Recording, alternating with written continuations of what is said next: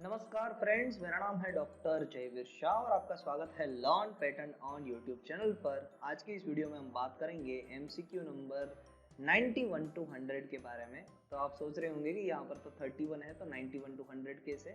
मैंने इससे पहले 1 to 80 एमसीक्यूज हर 10-10 एमसीक्यूज के साथ मैंने एक वीडियो बनाया है, उसकी प्लेलिस्ट बना के रखी है जो आपके सामने अभी नोटिफाई भी हो गई होगी, उसको देख लीजिएगा। At the end of the video वही नोटिफिकेशन आएगा आपके सामने, तो वहां से भी चेक कर सकते हैं या फिर लिंक के प्लेलिस्ट सेक्शन में जाके भी एमसीक्यू वाली प्लेलिस्ट देख सकते हैं। अगर आप प्रिपरेशन कर रहे हैं ना पैटर्न एजेंट एग्जामिनेशन की, तो आप सही चैनल पे सब्सक्राइब कर लीजिएगा। चलिए बात करते हैं क्वेश्चन नंबर 31 के बारे में। ये है upon the grant of a patent. जब पेटेंट ग्रांट हो जाती है ना, the controller shall enter in the register of patent at each appropriate office। क्या लिखता है? Name, address and nationality of the grantee as the patentee, the title of the invention, the date of the patent and the date of grant and proceeding before the controller IPD और high court. तो all of the above is the correct answer. तो यहाँ पर सारे answer सही है। ये सारी चीजें upon the grant of the patent लिखी जाती है पेटेंट रजिस्टर में। बात करते हैं सेक्शन क्वेश्चन नंबर 32 और सीरीज के सेक्शन नंबर 92 के बारे में। Which rule states that proceeding before controller IPD intellectual property rights division at high court must be entered in the register। ये कौन से रूल में बताया गया है कि जो रूल है ना state the proceeding before controller या आईपीडी या हाई कोर्ट, उसको लिखना चाहिए। ये अगर आप प्रॉपरली अगर आपने ये देखा होता ना, तो 84 सेक्शन में रिवोकेशन की बात चल रही है, सॉरी रिस्टोरेशन की बात चल रही थी। 88 सेक्शन 93 में जो बात चल रही है ना, वो है वैलिडिटी के लिए, और 94 में भी उसी के लिए है। तो यहाँ पर सही आंसर होगा 88 जो बात कर रहा है। ये सारी चीजें लिखनी चाहिए कंट्रोलर को, कंट्रोलर या आईपीडी या हाई कोर्ट से जो भी प्रोसीडिंग्स हुई है उसके बारे में लिखना चाहिए रजिस्टर में। वो बता रहा है रोल नंबर 88। 32 का बी आंसर है ना जी, 32 का बी आंसर है। चलिए बात करते हैं क्वेश्चन नंबर 33 के बारे में, जो है the statement in undertaking regarding the filing of foreign application. अब जो क्वेश्चन नंबर 33 ऑनवर्ड क्वेश्चन है ना, वो क्वेश्चन 33 से 50, यहाँ से मैं एक वीडियो ये होगा 7 क्वेश्चन का और दूसरा एक वीडियो होगा। वो सारे क्वेश्चंस एग्जामिनेशन 2013 से लिए गए हैं। तो ये पुराने वाली एग्जामिनेशन है, प्रीवियस ईयर क्वेश्चन पेपर से लिए गए क्वेश्चंस है 2013 से। जी हाँ, तो ये है question, the statement and undertaking regarding the filing of foreign application by an applicant shall be filed within 6 month from the filing of such application. ये सही बात है, क्योंकि फॉरेन फाइलिंग की बात चल रही है, फॉर्म नंबर 3 की बात चल रही है, उसमें 6 मंथ ही होते हैं from the filing of such application immediately after the grant of the foreign patent. ये गलत बात है, उसके 6 महीने के अंदर अंदर हमें बताना पड़ता है कि हमने बाहर फाइल की है पेटेंट को। Simultaneously on the date of foreign filing, no, उसी डेट पे भी नहीं। Within 1 year from the foreign filing, वो भी नहीं है। So answer A is the correct answer. Question number 34 पे आते हैं। अ डिविजनल एप्लीकेशन में be filed by the applicant. Divisional application कब फाइल की जा सकती है? By the applicant. Divisional section 16 power of the controller. Divisional यानी एक ही पेटेंट में एक से ज्यादा इन्वेंशन हो तो कंट्रोलर कह सकता है जो एप्लीकेंट है उसको कि आपके पेटेंट के अंदर, आपकी एप्लीकेशन के अंदर एक से ज्यादा इन्वेंशन है, इसको अलग अलग कीजिए, तो डिवाइड कीजिए। उसके बारे में, डिवीजन के बारे में बात होती है सेक्शन नंबर 16 में। तो वो may be filed by the applicant within 6 month from the date of filing provisional application, ऐसी कोई गाइडलाइन नहीं है। Within 31 month from the date of filing of the conventional application, ये PCT को confuse करने वाला स्टेटमेंट है, तो ये भी गलत है। Any time before the grant of the patent on the first mentioned application, yes, this is the correct answer कि before the grant of the first application तब तक हो सकता है, before the publication of the patent application ऐसा कोई जरूरी नहीं है। तो C is the correct answer। Question number 35 पे आगे बढ़ते हैं। The appropriate court for institution of a suit for infringement of patent is। देखिए इसमें बात कर रहे हैं कि कौन सी कोड अप्रोप्रिएट है किसके लिए? Institution of a suit of for infringement. Infringement कब होता है? जैसे कि आपकी पेटेंट है और मैं एक ऐसा पर्सन हूं कि बिना आपकी इजाजत के आपके प्रोडक्ट को या आपकी प्रोसेस को यूज कर रहा हूं, तो मैं आपको इन्फ्रिंज कर रहा हूं, मैं इन्फ्रिंजर हूं। तो इन्फ्रिंजमेंट ऑफ पेटेंट के लिए कौन सी कोड सुटेबल कोड है? आईपीएबी तो नहीं है, डिस्ट्रिक्ट कोर्ट या हाई कोर्ट, इन दोनों में से कोई भी कोर्ट हो सकती है जहां पर इंफ्रिंजमेंट सूट हो सकता है। सो आइदर ए और B is the correct answer. तो यहाँ पर 35 का जो आंसर है ना वो डी करेक्ट आंसर है। आगे बढ़ते हैं क्वेश्चन नंबर 36 पे।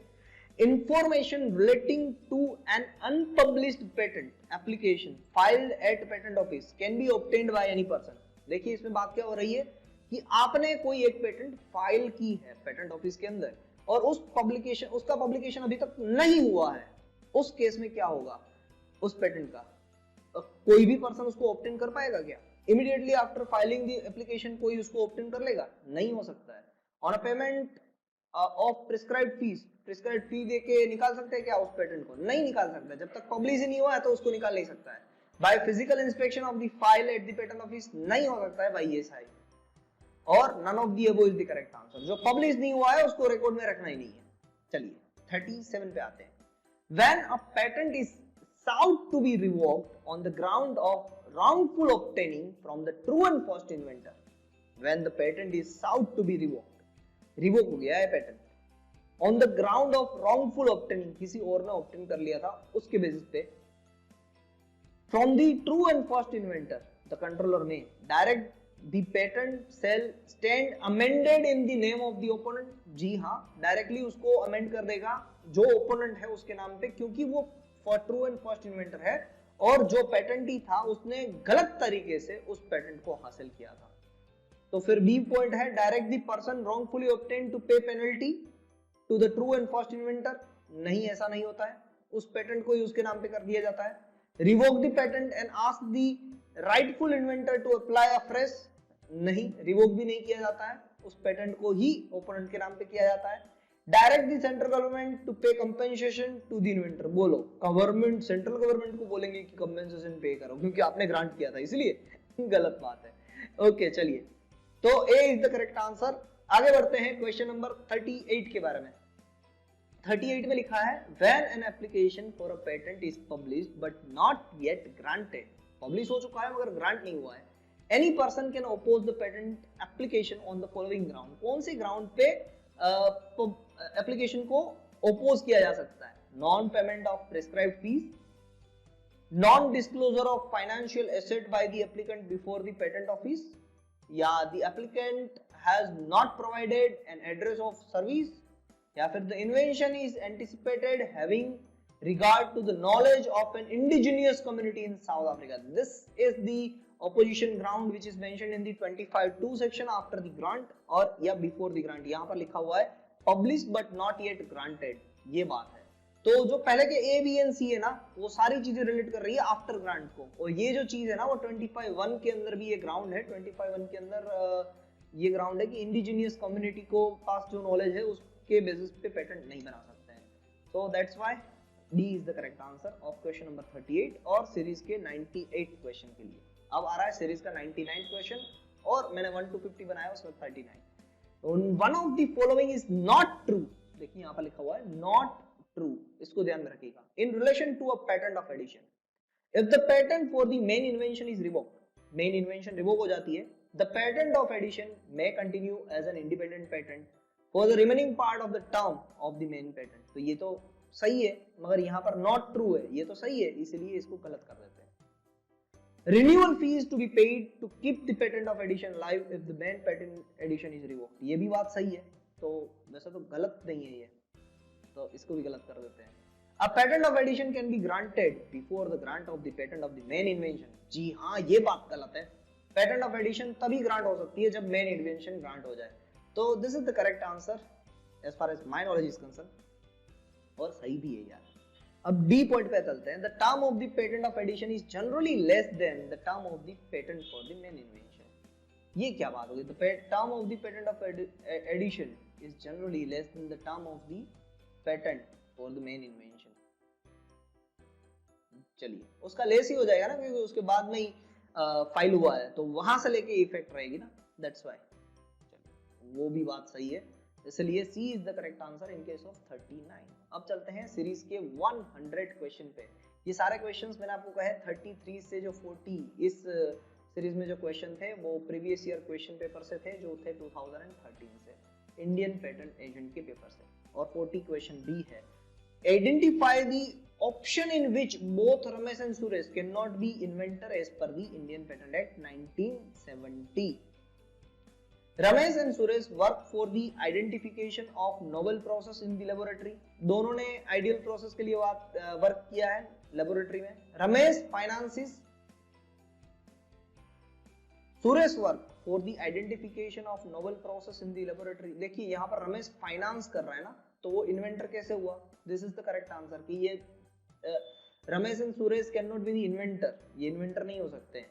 रमेश होता है, एप्लीकेंट हो सकता है, और इन्वेंटर नहीं है. यहाँ पर सुरेश ही इन्वेंटर है. सी ऑप्शन है. Ramesh from US and Suresh from India work on identification of a novel process in the laboratory. दोनों ने वर्क किया तो दोनों इन्वेंटर है. Ramesh conceptualized the invention and joined Suresh in reducing the invention to practice. सही बात है, चलो conceptualize भी किया है तो भी वो इन्वेंटर है. तो यहाँ पर ऑप्शन बी जो है ना वो सही है, क्योंकि रमेश फाइनेंस कर रहा है इसलिए वो फाइनेंसर है, एंड सुरेश जो वर्क कर रहा है इसलिए वो इन्वेंटर है. तो इसी वजह से रमेश एंड सुरेश दोनों है ना, वो इन्वेंटर नहीं है. एक फाइनेंसर है, दूसरा इन्वेंटर है. तो लिखा था कि identify the option which both Ramesh and Suresh can not be inventor as per the Indian patent act. नहीं हो रहा है ये. तो इसी के साथ टोटल 100 क्वेश्चन कंप्लीट होते हैं, और साथ साथ में और भी एक 10 क्वेश्चन की सीरीज इसी के वीडियो के साथ इसी वीक के अंदर मैं आपके सामने लेके आऊंगा. तो उसके लिए बने रहिए वीडियो के साथ. एंड अगर आपके कोई क्वेश्चन है ना तो कमेंट सेक्शन में लिखना मत भूलिएगा. Thank you very much and have a nice day.